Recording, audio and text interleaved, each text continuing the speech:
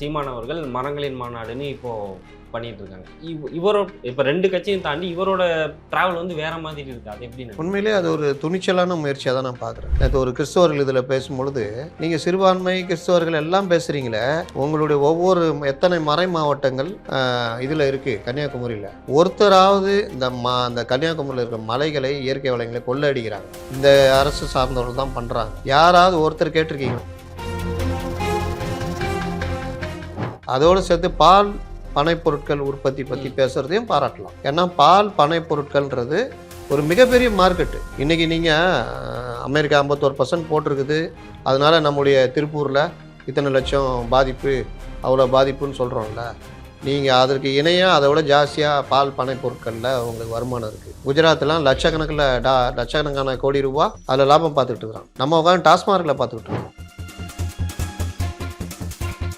அதில் ஒன்று தான் சீமானையும் ஜோம்பிகள் அது இதுன்னு போட்டு கிண்டல் அடித்து அவர் எது பண்ணாலும் அவர் ஏதோ பேசியிருப்பார், ஆமக்கரின்னு இருப்பார், ஏதாவது சொல்லியிருப்பார், என்னமோ இவர்கள்லாம் அப்படியே கரெக்டாக இருக்கிற மாதிரி அதை மட்டுமே எடுத்து கிண்டல் பண்ணி அவர் என்ன சொன்னாலும் அதை டிஃபேம் பண்ணுற வேலையை பண்ண ஆரம்பிச்சிட்டார். இது நாளைக்கு விஜய்க்கும் நடக்கும். இப்போது விஜய் அவர்கள் வந்து நம்ம நிறைய குற்றச்சாட்டு வச்சுருந்தோம் அவர் மேலே, கவின் அவர்களை பற்றி எதுவுமே பேசலை அப்படின்னா, நேற்று ஒரு நியூஸ் வருது, இந்த மாதிரி சாதிய ஆணவ படுகொலைக்காக தனி சட்டத்துக்கான போராட்டத்தை வந்து உச்சநீதிமன்றத்தில் ஒரு முகில் ரோகத்தையை வச்சு ஸ்டார்ட் பண்ணியிருக்காரு அப்படிங்கிற மாதிரி ஒரு நியூஸ் வருது. இதுக்கு உங்களோட இந்த நியூஸ் வந்துச்சு இல்லை? நீங்கள் பத்திரிகையாளர் தானே? யார் கொடுத்தா? விஜய், புஷி ஆனந்த், ஆதவர்ஜுனா, விஜயுடைய பேஜ், அப்புறம் யார் கொடுத்தா? மற்ற பேஜ் அவங்களுக்கு யார் கொடுத்தா சொல்லுங்க. ஆணவ படுகொலைக்கு எதிராக வழக்கு போடுறாங்க தாவேகா சார்பில். நான் கேட்ட யாருமே அவங்க ட்விட்டர் பேஜ்லேயே அதுலேயே போடலாம். ஜான் ஆரோக்கியசாமி அப்படி ஊட்டி விடுவார். இதை எடுத்து 2 மெயின் ஸ்ட்ரீம் சேனல் போடுவாங்க. ஆனால் அதுவே இவங்களுக்கு திருப்பி அதுவே பேக் ஃபயர் ஆயிடுச்சு. ஏழைத்தாயின் மகன் அப்படின்னு மாநாட்டில் பேசிட்டு முகில் ரோகத்துக்கு எப்படி நீங்கள் அப்பாயிண்ட் பண்ணீங்க? ஏழைத்தாயின் மகனா ஒரு ரோல்ஸ் ராய்ஸ் கார் வச்சு. எஃப்டி பாலிடிக்ஸ் நேயர்களுக்கு வணக்கம். இன்னைக்கு நம்ம கூட பேசுறதுக்கு ஜேர்னலிஸ்ட் முத்தலிப் சார் தான் இருக்காங்க. வாங்க பேசலாம். சார் வணக்கம். வணக்கம். இவங்க வந்து தனியாக ஒரு செட் ஆஃப் மக்களை சந்திக்கிற விதமாக டிஜிட்டலாக இருக்கட்டும், இல்லை மற்ற ரீதியாக வந்து திமுக தொடங்கிடுச்சு. எடப்பாடி அவர்கள் தினந்தோறும் மக்களை சந்திக்கிறாங்க. இப்போ இன்னொரு சைடு நாம் தமிழர் கட்சி சீமான் அவர்கள் மரங்களின் மாநாடுன்னு இப்போ பண்ணிட்டு இருக்காங்க. இவரோட இப்போ 2 கட்சியும் தாண்டி இவரோட டிராவல் வந்து வேற மாதிரி இருக்கு. அது எப்படி நினைக்கிறீங்க? அது என்ன? உண்மையிலே அது ஒரு துணிச்சலான முயற்சியாக தான் நான் பார்க்குறேன். ரொம்ப பேர் கிண்டல் பண்ணுறது இதெல்லாம். நீங்கள் மரங்களின் மாநாடுன்றது இயற்கை, சுற்றுச்சூழல் மற்ற விஷயங்களுக்காக கவலைப்படுறது. இந்த நேரத்தில் இது பண்ணதுனால அவருக்கு ஓட்டு கூடிட போதா அப்படின்னு பார்த்தா ஒன்றும் இல்லை. மறுபக்கம் இந்த மாதிரி ஆட்கள் உட்காந்து கிண்டல் பண்ணிக்கிட்டு இருப்பாங்க. இன்றைக்கி சீமை கருவேல மரத்தை அகற்ற சொல்லி கிட்டத்தட்ட 2014 உச்சநீதிமன்றம் உத்தரவு, உயர்நீதிமன்றம் உத்தரவு, அப்போ எல்லாம் கிளம்பி பெருசாக இது பண்ணாங்க. நேற்று கூட அதான் சொல்கிறேன். ஆனால் இது வரைக்கும் அதுக்கு தீர்வு இருக்குதான்னு பார்த்தா மறுபடியும் அதே வைகோ அந்த மரங்களை அகற்ற சொல்லி உத்தரவு போட்டு நீங்கள் அது இது பண்ண சொல்கிறாங்க. அந்த மாதிரி சுற்றுச்சூழல், இந்த இயற்கை வளங்களை பாதுகாப்பதுன்றது ஒரு பெரிய விஷயம். இன்றைக்கி பார்த்தீங்கன்னா திடீர்னு நீங்கள் தமிழ்நாட்டில், இந்தியாவில் பல இடங்களில் பெருவெள்ளம், மேக வெடிப்பு, நீங்கள் எல்லா ஸ்டேட்லேயும் பெருவெள்ளம் வந்துக்கிட்டு இருக்குது. துபாய், அரேபியா போன்ற நாடுகளில் கூட பெருவெள்ளம் இந்த மாதிரி. அது காரணம் காலநிலை மாற்றம். அதுக்கு அடிப்படையாக இருக்கிறது வந்து இந்த மாதிரி இயற்கை வளங்களை நம்ம மீறுறது. இப்போது நம்ம மலை வளங்களை அவருடைய குற்றச்சாட்டை வைக்கிறார் பாருங்க. நேற்று ஒரு கிறிஸ்தவர்கள் இதில் பேசும்பொழுது, நீங்கள் சிறுபான்மை கிறிஸ்தவர்கள் எல்லாம் பேசுகிறீங்களே, உங்களுடைய ஒவ்வொரு எத்தனை மறை மாவட்டங்கள் இதில் இருக்குது கன்னியாகுமரியில், ஒருத்தராவது இந்த கன்னியாகுமரியில் இருக்கிற மலைகளை இயற்கை வளங்களை கொள்ளடிக்கிறாங்க. இந்த அரசு சார்ந்தவர்கள் தான் பண்ணுறாங்க. யாராவது ஒருத்தர் கேட்டிருக்கீங்களான்னு கேட்குறாரு. அப்போ அந்த இயற்கை மேலே நமக்கு ஒரு பாசம், நேசம் இது எல்லாமே இருக்கணும். இப்போ திடீர்னு பார்த்தீங்கன்னா சமீபமாக ஒரு 2 வாரமாக ஏதோ ஊரில் வரவனாலும் நாய்ங்க கடிக்கிற மாதிரி ஒரு செய்திகள் பரப்பப்படுது. இது எப்படின்னா, விமான விபத்து நடந்துச்சுன்னா அந்த வாரம் பூரா விமான விபத்தாக நமக்கு செய்தி வரும். விமானத்தில் போகிறதே ஆபத்தா அப்படின்ற மாதிரி இருக்கும். இல்லாட்டி வேறு ஏதாவது ஒரு செய்தி வந்தால் அது சுற்றியே வரும். அந்த மாதிரி நாய் கடிச்சா நாய்கள் தான் காரணம் அப்படின்னு. நாய்கள் எல்லாமே, மிருகங்கள் எல்லாமே நம்ம இயற்கையோட சமநிலைப்படுத்துகிற ஒரு இது. ஒரு காட்டில் புலி இல்லைன்னா அந்த காட்டுடைய வளமே பாதிக்குன்றாங்க.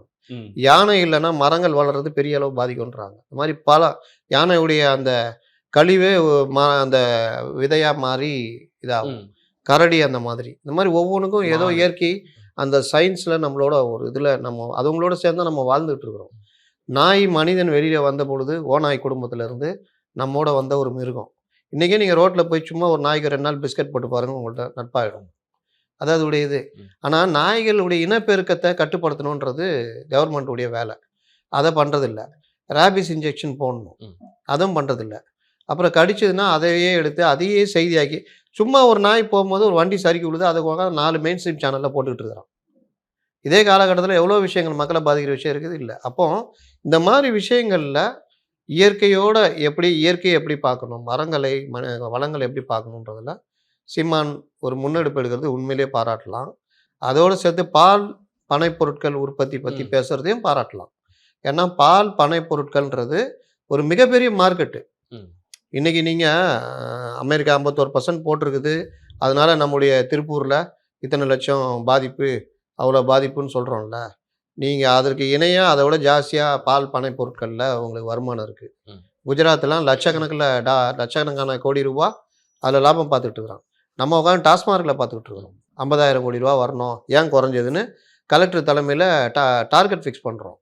ஆனால் குஜராத் போன்ற மாநிலங்கள், கர்நாடகா போன்ற மாநிலங்கள் பால் உற்பத்தியில் 1 லட்சம் கோடி ரூபா வரைக்கும் வச்சுட்டு அவன் எங்கேயோ போய்கிட்டு இருக்கிறான். இந்த வித்தியாசம் தெரியுதா? ஏன் நடக்குதுன்னா, இந்த டாஸ்மார்க்குக்கு ஆலைகள் சப்ளை பண்ணுற ஆலைகள்லாம் இவர்களுக்கு சொந்தமாக இருக்குது. அப்போ இவன் எப்படி ஆடு மாடுகளுடைய மூலியமாக பால் உற்பத்தி பெருக்கி தமிழ்நாட்டுடைய அந்த உற்பத்தி திறன் அதிகரிக்கணும்னு யோசிப்பானா? டாஸ்மார்க்கில் இன்னும் கொஞ்சம் குடித்தா 2 லாபம். ஒன்று, அவன் குடிச்சிக்கிட்டே இருந்தானா எதை பற்றி சிந்திக்க மாட்டான். அவனுக்கு குவார்ட்டரும் இதே வாங்கி கொடுத்துட்டா ஓட்டை போட்டு போயிடுவான். இன்னொரு பக்கம் அதுக்கான சப்ளைக்கு நம்ம ஆலைகள்லேருந்து அனுப்பலாம். அதுலேயும் இந்த இப்போ டாஸ்மார்க் முறைகேடு நடந்தப்போ எடுத்ததில் அங்கே ஆலைகளில் தயாரித்ததில் டாஸ்மார்க்கு தெரியும்ல, ஒரு பாட்டில் கூட கரெக்டாக இங்கே தயாரிக்கிறது அங்கே போகிற வரைக்கும் கணக்கு கரெக்டாக இருக்கணும். வெளியில் போச்சுன்னா அது கள்ளச்சாரத்துக்கு ஈக்குவல். அது இங்கே 140 ரூபான்னா வெளியில் நீங்கள் அதோடைய டோட்டல் வேல்யூவே 20 ரூபா 30 ரூபா இருக்கும். வெளியில் அவன் 250 ரூபா விற்கலாம், 200 ரூபா விற்கலாம் இந்த சட்டவிரோத பார்களில். அந்த மாதிரியும் நடந்திருக்கு அப்படின்றதும் டாஸ்மார்க்கு அவருடைய அறிக்கையில் சுட்டி காட்டியிருந்தாங்க. அப்போ நீங்கள் யோசிங்க, இந்த இடத்துல சீமான் மாதிரி ஆட்கள் பால் பனை பொருட்கள் உற்பத்தியை பெருக்கணும், இதை குறைக்கணும் அப்படின்னு சொல்கிறது இவர்களுக்கு எரிச்சலாக தானே இருக்கும். அப்போ அந்த மாதிரி ஆட்களை காமெடி பீஸாக மாற்றணும். எப்போ உங்களுடைய கருத்துக்கள் ஒருத்தட்ட எடுபடாமல் பண்ணணும்னா உங்களை டிஃபேம் பண்ணணும். விஜயகாந்தை அவருடைய இயல்புன்னு ஒன்று இருக்குது, அவர் நல்லது பண்ணுவார், ஆனால் கோவக்காரு. எனக்கு தெரிஞ்சு எம்ஜிஆருக்கு பிறகு செட்டில் கூட நான் சாப்பிட்ற சாப்பாடை எல்லாரும் சாப்பிடணும்னு யோசிச்சாள். அவ்வளோ உதவி பண்ணியிருக்காரு, கோவக்காரு. ஆனால் இங்கே எது எடுத்து காட்டப்பட்டது? பக்கத்தில் இருக்கிற உதவியாளர் அடிக்கிறது, கோவப்படுறது, இதை பெருசாக்கி டிஃபேம் பண்ணாங்களா இல்லையா? இவர்கள்லாம் அப்படியே சாந்த சொருபிகளா? நேற்று பார்த்தோம்ல இந்த மாதிரி விஷயம் கோர்ட்டில் அண்ணாமலை சொல்லியிருக்காரு. அண்ணாமலை உங்களை கேட்க சொன்னாரா? சாந்த சொருபி கேட்குறாங்கல்ல, இல்லை சார் இந்த மாதிரி விஷயம். ஓ போயா, விஜயகாந்த் பண்ணா என்ன பண்ணீங்க? எவ்வளோ பண்ணீங்க? விஜயகாந்த் ஆளாக்குனாலும் வடிவேலு. சின்ன கவுண்டரில் அந்த கேரக்டர் கொடுத்ததில்லன்னா வடிவேலுன்ற நபர் வெளித்தன 2 பேர் தான் வடிவேலுக்கு உயிர் கொடுத்தவங்க. ஒன்று விஜயகாந்த், இன்னொன்று ராஜ்கிரண். ராஜ்கிரனையும் வடிவேல் நினச்சி பார்க்கல, விஜயகாந்த் நினச்சி பார்க்கல. அந்த விஜயகாந்த் பக்கத்து வீடு வடிவேல் வீடு. ஒரு ஃபங்க்ஷனில் ஏதோ ஒன்று கார் பார்க்கிங் பிரச்சனை ஆனவுடனே வடிவேலை கையில் எடுத்து என்னென்ன டிஃபேம் பண்ண வச்சாங்க விஜயகாந்துக்கு எதிராக. உட்காந்து சிரித்து ரசிப்பாங்க, வீடியோ எப்பவும் இருக்கும். ஏதோ வடிவேலு அப்படியே சாராயத்தை பார்த்தாலே அப்படியே வாந்தி எடுத்து தூக்கி போடுற மாதிரி, விஜயகாந்த் மொடா கூடியற மாதிரி பேசுனாங்களா இல்லையா? கீழே உட்காந்து சிரிச்சு இருந்தவங்களாம் அப்படியே பாட்டில் மூடியை பார்த்தா கூட தூக்கி போட்டுருவாங்க. அப்படி தானே தெரியுதா? டிஃபேம் பண்ணது எம்ஜிஆருக்கு நடந்தது. இது எம்ஜிஆர் ஒரு முட்டாள், எம்ஜிஆர் அறிவாளி கிடையாது, எம்ஜிஆர் ஒரு கோமாளி, எம்ஜிஆர் ஒரு மலையாளி. உங்களோட இருக்கிற வரைக்கும் எம்ஜிஆர் ஒரு திமுககாரு, நீங்கள் ஜெயிச்சு கொடுக்குற வரைக்கும் எம்ஜிஆர் ஒரு திமுககாரு. அதே எம்ஜிஆர் அதிமுக கட்சி ஆரம்பிச்சுன்னா ஒரு மலையாளி. உங்கள் கூட இருக்கிற வரைக்கும் எம்ஜிஆர் பொருளாளர், கட்சியுடைய பொருளாளர். ஆனால் வெளியில் போயிட்டா அவருக்கு அறிவே கிடையாது. பண்ணாங்களா இல்லையா? ஜெயலலிதாவுக்கு பண்ணாங்களா இல்லையா? ஒரு பெண்ணுன்னு கூட பார்க்காம ஒரு பெண்ணுன்றதை வச்சு கேரக்டர் அசாசினேஷன் பண்ணாங்களா இல்லையா? ஒரு விபச்சாரம் நடக்குது, ஒரு இது நடக்குதுன்னா அதற்கு ஒரு ஆண் தானே முக்கிய காரணமாக இருக்கிறான். ஒரு ப்ராஸ்டியூஷன் யாருங்க காரணமாக இருக்கிறா? ஆண் தானே. ஆனால் நீங்கள் அதுக்கு ஏதோ ஒரு காரணத்தினால அதில் சிக்கிற ஒரு பெண்ணை தானே நீங்கள் குற்றவாளி ஆக்குறீங்க. இந்த மாதிரி டிஃபேம் பண்ண என்ன நடக்கும்னா, இப்போ நீங்கள் இந்த ஆஃபீஸில் இருக்கிறீங்க, நீங்கள் பேசுகிறீங்க, உங்களை பற்றி நான் எல்லார்ட்டையும் சொல்லிடுறேன், அவன் முட்டா பயப்பா, அவன் ஒன்றும் தெரியாது, இதுவும் தெரியாது. நீங்கள் இது பண்ணிட்டு நாளைக்கு ஏதாவது பண்ணால் எல்லாரும் மைண்ட் செட்னா இருக்குன்னா என்ன தெரியும் வளரிக்கிட்டு இருக்கான். அவர் கும்பலில் போய் நீ ஏதாவது ஒரு கருத்து சொல்கிறீங்கன்னா சொல்ல வந்துட்டார் பாரு அவர் அப்படின்னு. இது ஒரு வகையான உளவியல் தாக்கம். ம். இன்னைக்கு எடப்பாடி பண்ணுறாங்கல்ல, அடைமைப்பாடி, தவழ்ந்தப்பாடி, ஊர்ந்தப்பாடி 4 வருஷமா தானே சொல்லிட்டு இருக்காங்க. ஆமா. அவரும் அதானே சொல்கிறாரு. யோ 4 வருஷமா இதே சொல்கிற, அதான் வந்துட்டேன்ல, என் ஆட்சியில் குற்றம் தான் சொல்லியான்றாரு. இன்னைக்கு அடிமைப்பாடி, எடப்பாடி, தவழ்ந்தப்பாடின்னு சொல்கிறீங்கல்ல, 38 மாவட்டத்தை பற்றி பேசணும்னா பேசுவார் அவர். ம். பேச மாட்டாரா? காவிரி நதி எங்கே உருவாகி எந்தெந்த மாவட்டங்களை கடந்து கடைமடைக்கு எப்படி போய் சேருதுன்னு அவர் சொல்லுவார். இங்கே கொஸ்டின் பேப்பர் அவுட் பண்ணி கேள்வித்தாளை வரிசைப்படுத்தி சொன்னாதான் என்னால் பேட்டி கொடுக்க முடியும். ஆனால் யாரை டிஃபைம் பண்ணுறீங்க? தவழ்ந்த பாடி, ஊர்ந்த பாடி இதுன்னு.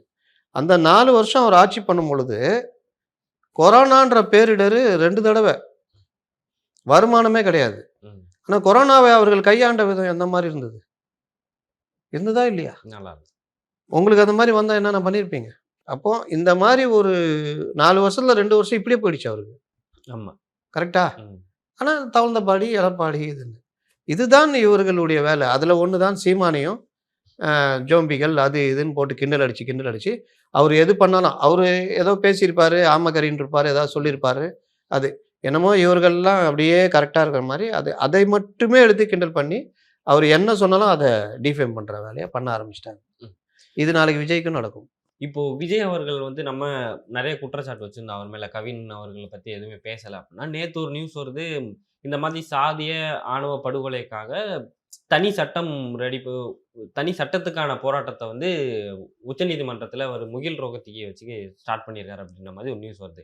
இதுக்கு உங்களோட இந்த நியூஸ் வந்துச்சு இல்லை? நீங்கள் பத்திரிகையாளர் தானே? யார் கொடுத்தா? விஜய், புஷி ஆனந்த், ஆதவ அர்ஜுனா, விஜயுடைய பேஜ், அப்புறம் யார் கொடுத்தா? மற்ற பேஜ் இருக்கவங்க அவங்களுக்கு யார் கொடுத்தா சொல்லுங்க. ஆணவ படுகொலைக்கு எதிராக வழக்கு போடுறாங்க தாவேகா சார்பில். நான் கேட்ட யாருமே அவங்க ட்விட்டர் பேஜ்லேயே அதுலேயே போடல. அப்புறம் எப்படி ஜான் ஆரோக்கியசாமி அப்படி உருட்டி விடுவார். இதை எடுத்து 2 மெயின் ஸ்ட்ரீம் சேனல் போடுவான். நம்ம அதை எடுத்துகிட்டு கேள்வி கேட்போம். அவ்வளோதான். போட்டேன்னு போடு. ஆதவ அர்ஜுனா தானே இதுக்கெல்லாம், இல்லை நிர்மல்குமார் தானே, உங்கள் பேஜில் போடுங்க, நாங்கள் இந்த மாதிரி வழக்கு தொடர்ந்து போடுங்க, அதுக்கு பதில் சொல்லலாம். தீர்ப்பானோன்னு சொல்லலாம். ஏங்க வழக்கு போட்டு அது ஏவாருன்னு இருப்பாங்க, அவங்க மூலியமாக வழக்கு போட்டு அந்த வழக்கு தீர்ப்பானவனு தானே கேட்குறீங்க. அந்த வக்ஃப் போர்டு மசோதா விசாரணையில் இருக்கும்போது நாங்கள் தீர்ப்பு வாங்கிட்டோன்னு பேசியிருந்தவங்க தானே இவங்க. ஆதவ அர்ஜுனா உட்பட தீர்ப்பே வாங்கிட்டோம். இப்போ வரைக்கும் விசாரணையில் தான் இருக்குது. அடுத்த ஹியரிங் போகிறதுக்குள்ள நாங்கள் தான் உருட்டுனாங்கல்ல. இப்போ அப்படின்னா அதை உருட்ட வேண்டியதானே. வழக்கு போட்டுருந்தா நாங்கள் வழக்கு போட்டிருக்கோம், நம்பர் ஆகிருக்கு. ஒரு கோர்ட்டில் வழக்கு போடணுன்னா உச்சநீதிமன்றத்துக்கு ஏவாருன்னு தனியாக இருப்பாங்க, அட்வொகேட் ஆன் ரெக்கார்டுன்னு, அவங்க மூலியமாக தான் போட முடியும். அப்போ அந்த ஏவார் மூலிமா நாங்கள் போட்டுவிட்டோம். அந்த வழக்கு முதல்ல நம்பர் ஆகணும், நம்பர் ஆகி பட்டியலிடப்படணும் ஹியரிங்க்கு இந்த டேட்டு அப்படின்னு. இந்த ப்ராசஸ் ஏதாவது ஒன்று நடந்திருக்கு, அப்படி நடக்க போகுது, நாங்கள் போட்டிருக்கோம் முதல்ல இவங்க போட்டிருக்காங்கல்ல, அதையாவது இவங்க தகவலாக சொல்லணும்ல. எதுவுமே சொல்லலைன்னா போடலாம் தானே அர்த்தம். அப்புறம் கேள்வி கேட்குறீங்க. ஆனால் அப்படி ஒரு நியூஸ் வந்து பரவி அது பரவும், கண்டதை சொல்லுவான். நாளைக்கு விஜய் வந்து 3வது திருமணம் பண்ணிக்க போகிறாருன்னு சொல்லுவாங்க. அதை நம்ம விவாதிச்சுட்டு இருக்க முடியுமா? சொல்லுங்க. ஏதாவது ஒரு சந்தர்ப்பம், ஏதாவது ஒரு இது இருக்கணும்ல. இப்போ டிஎம்கேல ஒரு இது வருதுன்னா அவங்களுடைய செய்தி தொடர்பாளர் இல்லாட்டி ஏதாவது அவங்களுடைய அறிக்கை, பொதுச் செயலாளர் அறிக்கை, இல்லை டிஎம்கே பேஜில் ஏதோ ஒன்று இருக்கணும்ல. எவனோ ஒருத்தன் ஒரு ட்விட்டரில் போட்டு போயிட்டான், அதை எடுத்துக்கிட்டு எல்லாம் கம்பு சுற்றினுக்கிறாங்க. இன்றைக்கி ஜெர்னலிசம் இதுதான். நீங்கள் முதல்ல எதை பார்க்கணும்? அவங்களுடைய TVK head quarters, official head quarters, இல்லை த கிரேட் புஷி ஆனந்த், இல்லை விஜயுடைய பர்சனல் இது, இல்லை ஆதவ அர்ஜுனா, இல்லை இந்த சட்டத்துறை நிபுணர் சிடிஆர், ஏதாவது யார் தான் ஒருத்ததுல இருக்கணும்ல. யாருமே போடாமன்னா சுப்ரீம் கோர்ட்டு ஜட்ஜிங்கில் போட்டுக்கிட்டாங்களா தாவேகா சார்பில்? அப்போ இது உண்மையல்ல. தெரியுதா? அது உண்மையானா அதை பற்றி பேசுவோம். அப்படியே நான் சொல்கிறேன், ஒருவேளை அப்படி தாக்கல் பண்ணால் என்ன விஷயம், தனிச்சட்டம், அதெல்லாம் அவங்க கொள்கை முடிவு, இதெல்லாம் எடுத்துக்க முடியாது, கிளம்பி விட்டுருவாங்க. அவ்வளோதான். ஆனால் அதுவே இவங்களுக்கு திருப்பி அதுவே பேக் ஃபயர் ஆயிடுச்சு சார். ஏழைத்தாயின் மகன் அப்படின்னு மாநாட்டில் பேசிட்டு முகில் ரோகத்துக்கு எப்படி நீங்கள் அப்பாயின்ட் பண்ணீங்க? அதுக்காக விஜயா போய் வாதாட முடியும்? என்னங்க இது? முகில் ரோகத்துக்கு தானே. இது எவ்வளவோ இருக்காங்க. இவர் ஜெனரல் அட்டார்னி ஜெனரல் மாதிரியான ஒரு ஹையர் இருக்கட்டும். நீங்கள் கேஸ் ஜெயிக்கணும் இவங்க தாங்க. சுப்ரீம் கோர்ட்லாம் அப்படி தான் ஜட்ஜி பார்ப்பார். யார்? முகுலா, சிபிலா, சிங்குவியா, அப்படி இருந்தால் தான். மற்றவங்க வந்து இது பண்ணுவாங்க. இவங்க பண்ணுறாங்க, என்ன பண்ண சொல்கிறீங்க? ஏழைத்தாயின் மகனா அவர் ரோல்ஸ் ராய்ஸ் கார் வச்சிருக்காருங்க. எப்போ சொன்னார் ஏழைத்தாயின் மகன்? மாநாட்டுல சார். ஏங்க ஏழைத்தாயின் மகன் சொன்னது மோடிங்க. நீங்கள் என்னங்க டம்முன்னு வந்து இப்படி கேட்குறீங்க? இல்ல சார், இவரு சொன்னாரு. எப்போ சொன்னாரா? ஆமா. நம்ம எங்க அந்த மாதிரி அரியப்பெரிய பேச்சுக்கள்லாம் நம்ம கேட்கல. ம். நம்மளுக்கு uncle, what uncle, it's very wrong uncle தான் கேட்டுச்சு. ம். அதான் பிரச்சனை. பல கேள்விகளுக்கு சிறப்பான பதில் கொடுத்தீங்க. ரொம்ப நன்றி சார்.